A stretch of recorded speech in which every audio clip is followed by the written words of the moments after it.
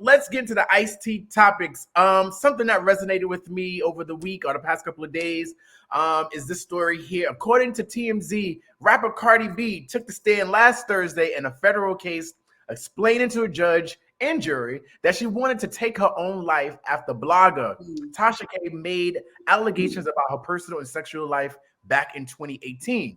Cardi B is suing Tasha K for allegedly defaming her in multiple videos where she made disturbing claims that Cardi was a prostitute, contracted various STDs, and fucked herself with beer bottles on stripper stages. I mean, that's a lot. That really. I mean, I've seen it. So. That's a lot. Oh, okay. Well, I got some follow-up questions. But I've seen it happen. Right. Well, of course, Cardi B denies all these claims, and she stated, "I felt defeated and depressed, and I didn't want to sleep with my husband." She also experienced being fatigued, anxiety, weight loss, and migraines. And as a result of these videos, she decided to seek help from therapy. And according to Billboard, Tasha K admitted that she knowingly published rumors about Cardi B in order to raise money for her business. Now, that's a mouthful, and that's a lot right there. That's a lot. That's a lot right there. You know, of course we know, because sometimes when you're a celebrity, rumors and lies comes with the territory. But unfortunately, we see this takes place a lot with Black women. So and this is something we discussed. I feel like we talked about this like during some of our pre-production meetings. Like, why is it so profitable to trash and humiliate Black women? You know, Namdia, is only right to start with you since you're the only female on the panel today. But am I? Am I the only? Oh yeah, honey, you are. Don't let us check between our legs to find out. Am I the female? Okay, all right. Oh man, okay. Like you said, this kind of comes with the territory. Do I really feel like it's limited to Black women? No, I do not. I think it has everything to do with being a celebrity and being in the spotlight. It's about who's the pick of the week and who are we about to take down this week. I don't really feel like it has a lot to do with being a Black woman. And I could be wrong, but that's from my perspective.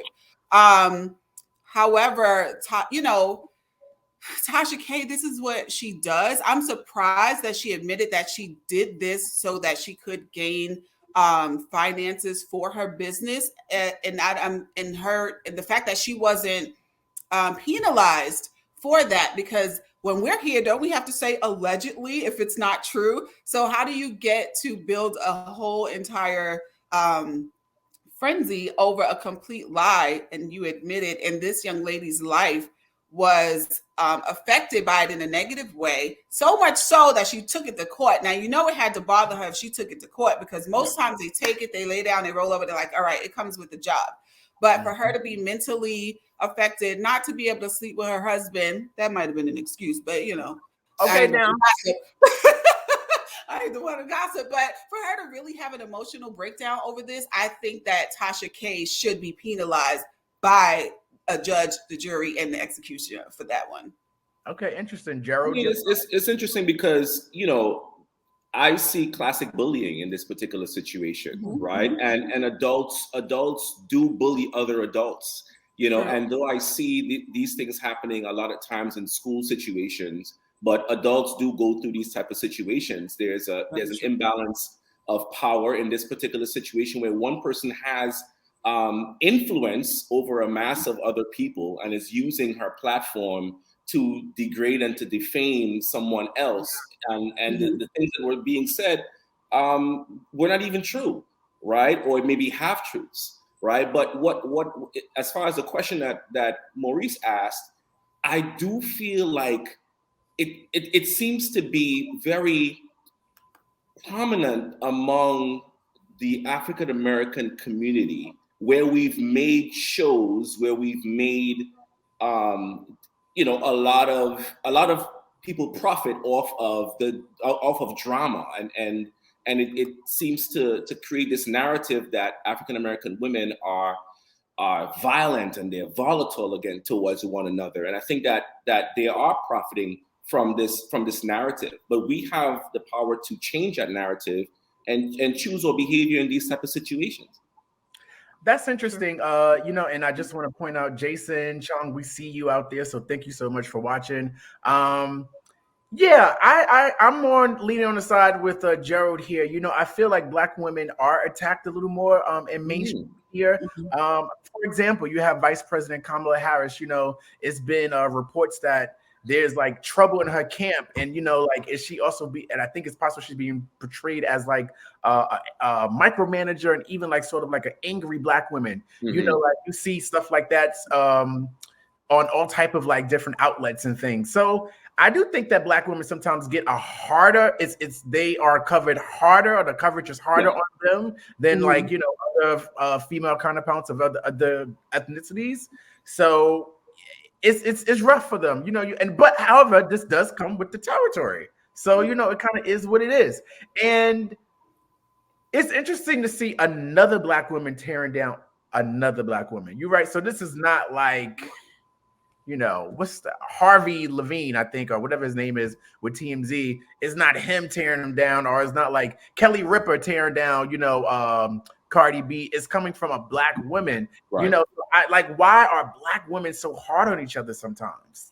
I doesn't this sort of speak to culturally with Black people, the crab in the barrel sort of narrative that when one is coming up, the other one is trying to pull the other person down. I think we're saying just women, but when I go to our culture as Black people, it's kind of the narrative that we kind of tear each other down. Anyway, first of all, we do it for fun. If you grew up in the hood, you tear each other down for fun. Right. We are taught that from childhood. It's how you get your credibility on whether you're quick-witted, sharp-tongued, able to handle yourself. If you're tough, this is how we sharpen iron. This is how iron sharpens iron. So culturally, it's actually not looked at as a negative or bad thing in how we grow up. So naturally, what may be perceived by society and other cultures that we are tearing each other down, or maybe even from us because now we're adults and we're looking at it differently.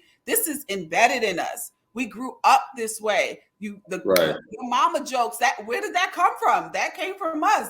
And you had to be tough enough, not end up crying and handle it and be able to come back. So I think that we kind of just didn't grow out of it. And we just took it into another phase of our lives, which is adulthood. And now we're doing it to each other in front of people. It's just like getting in a fight with your family member. But once you do it in front of people, it's a problem. It's bigger because now you're open to the opinion of other people. And I think that's what applies more pressure on making you feel like what you're doing is wrong. Some of it, to me, maybe that's why I don't feel like it's just a Black woman thing, that this is cultural for us.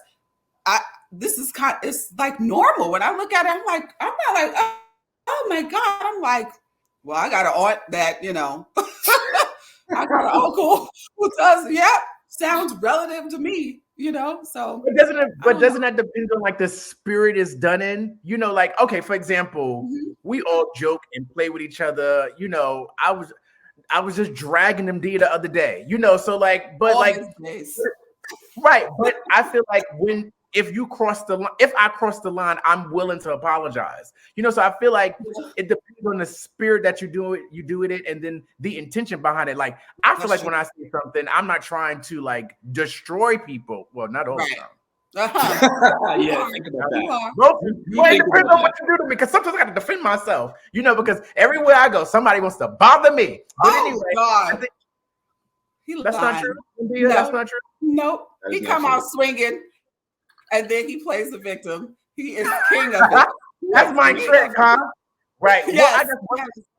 And one last question about this is like, well, how do you guys handle like rumors and falsehoods about yourself that's not necessarily true? Gerald, I guess, I mean, when it comes to those type of situations, right? You think about mindset, right? So the question that I ask myself is it true? Number one, is it true? Number two, is it something that I can control? And usually you cannot control other people's opinions of you. You can't control any of those things. So as a result of that, my way of dealing with it is really just to ignore. We live in a I call it the clapback society. We live in a clapback society where it's like someone says something to you and I'm going to clap back, and then that person claps back. But for me, I think for my own mental health, I just ignore all of that because number one, it's not true. Number two, right? I can't control what someone else's opinion is of me. Mm-hmm. Okay. Well, so this actually recently happened to me, like really recent, like maybe a month or two ago, that with my grown ass minding my business, I said, y'all know I talk a lot of crap all the time. And true. Y'all know me, right? So y'all know to take the things that I say, just that's an idea or with a grain of salt, right? For someone else to hear something that I said and they took it upon themselves to create a narrative behind what I said and then told someone else, oh, I think this is this. And for me to hear this as like a full-blown adult, my mind was blown. I couldn't even believe it. I was like, I can't believe I had somebody in my space who would do something like that. And I was upset because it was a complete lie. It was a complete misuse of my words, and it was a complete lie. And it was told to other people. And I didn't feel that I had to defend myself because I knew clearly it was not true. But at the same time, I wanted to punch that person in the face because I'm like, I'm over here just minding my business. I'm somebody's mother and I'm somebody's wife at the end of the day. And I am a woman. You cannot just, talk about me in this way. And I'm not a celebrity. All right. So you don't get to just talk about me as you will. But for me, I was offended. And if I probably had the opportunity, it could have gotten real because I was very upset. And even though it was a bold-faced lie, but that's what made it worse for me. I'm just still waiting for your name drop. That's nobody you guys know. I want the ice tea. I want the ice tea. No, they would be getting too much rhythm. That person was cut off immediately. Their whole bloodline. I called the whole family. One call. All right, I ain't messing with none of y'all. Wow. Related. Okay. All right. The entire bloodline. I hear you. The whole bloodline. I'm not even joking. All right. Well,